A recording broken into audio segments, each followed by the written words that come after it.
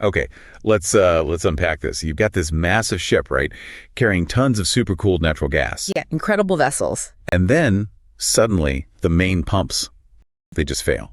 What actually happened? Panic. Well, hopefully not panic. That's exactly why these emergency cargo pumps, the ECPs, exist.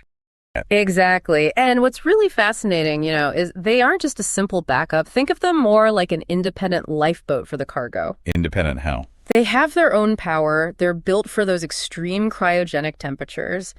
They are absolutely critical. They stop things escalating, protect the environment, save potentially huge amounts of money. Okay. So in this deep dive, we'll really get into how they're designed, operated, maintained, using the best info out there. Right. So our mission today is to give you, the listener, a solid handle on these pretty complex systems, turn maybe information overload into clear insights.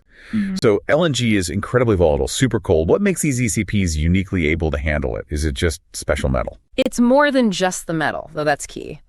Things like special stainless steels that don't get brittle at minus 160 Celsius. But it's also the whole design philosophy.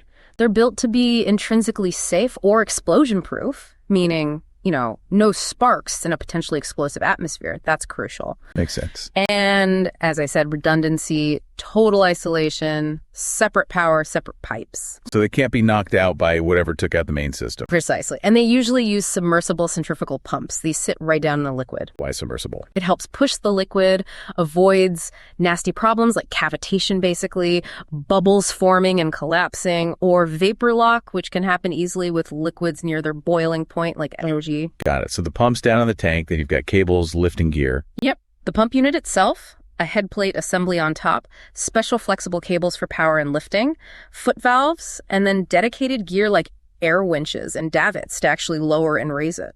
Okay, the design sounds meticulous, but getting one installed and running in an actual emergency? That sounds like the real pressure point. High stakes. It really is. And maybe the biggest misconception is that speed is everything. You'd think so, wouldn't you? Get it pumping fast. Counterintuitive, I know, but rushing the cool down phase, that is the #1 way to destroy these pumps. Wow. So cool down is king. Absolutely. Installation itself needs precision. First, lower the tank pressure, purge the column where the pump sits with nitrogen gas, get rid of any leftover LNG vapor first. Then you lower the pump in stages, connect the cables correctly. Getting the electrical phases wrong can wreck the motor instantly. Secure the head plate. And you mentioned tools earlier. Oh, yeah. Drop tools are a surprisingly big risk. Everything needs a lanyard. And you use brass tools, not steel. Why brass? No sparks. Dropping a steel wrench could, it isn't bear thinking about. Okay, back to cool down. You said don't rush it. How long are we talking? Minimum 10 hours. Just letting it cool slowly in the cold vapor above the liquid. 10 hours. Minimum. Minimum. Then another hour or two fully submerged in the LNG. It needs that time to stabilize thermally. Avoid thermal shock. So rushing it cracks the pump? Pretty much guarantees it. Then for operation, you need enough liquid above the pump suction, usually at least a meter. And critically, open the discharge valve just a bit, say 18-20% before you hit the start button. Why before? Starting against a fully closed valve puts immense strain on everything. You also need to monitor the motor current, discharge pressure, stay within the pump's designed flow range. Too much or too little flow can cause damage too. Right. So even with perfect procedure, things can still go wrong. What are the typical headaches? Well, sometimes the pump just won't start. Could be power, could be a lock rotor, maybe iced up. What do you do then? Check power first, obviously. If you suspect icing, sometimes a very brief, very cautious attempt at reversing the electrical phases might free it.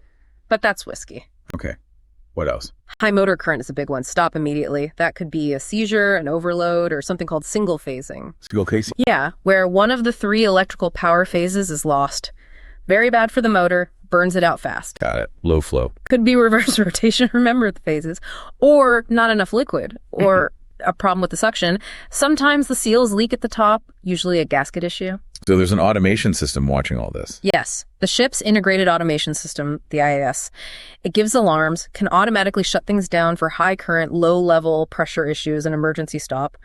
But it's a backup. It helps, but it absolutely does not replace a well-trained, vigilant operator. Human judgment is still key. Always. Which leads to readiness. These systems need to be ready 24/7. So how do you ensure that? constant testing. Pretty much. Many operators use a phased readiness plan, maybe over 180 days. Inspections first, then tabletop drills, then eventually a full drill, installing it, cooling it down, running it briefly. And you track performance. Definitely. Using KPIs, key performance indicators like did it start first time, how long did installation take, then you debrief, learn, improve for next time. And this is all mandated. Oh, yes. It's governed by international rules like the IMO IGC code, plus rules from classification societies, Lloyd's, DNV, places like that. And often the ship operators have their own even stricter internal standards. Makes sense for such critical kit. Looking ahead briefly, what's next for ECPs?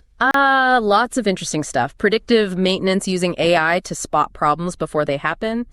Better cybersecurity for the control systems. More advanced simulators for training. Maybe even autonomous concepts down the line.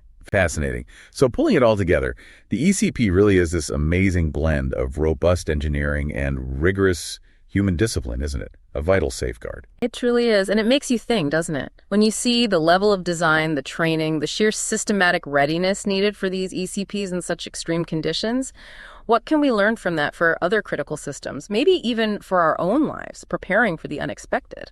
That's a great question to ponder. Think about that. And thanks for diving deep with us. Well,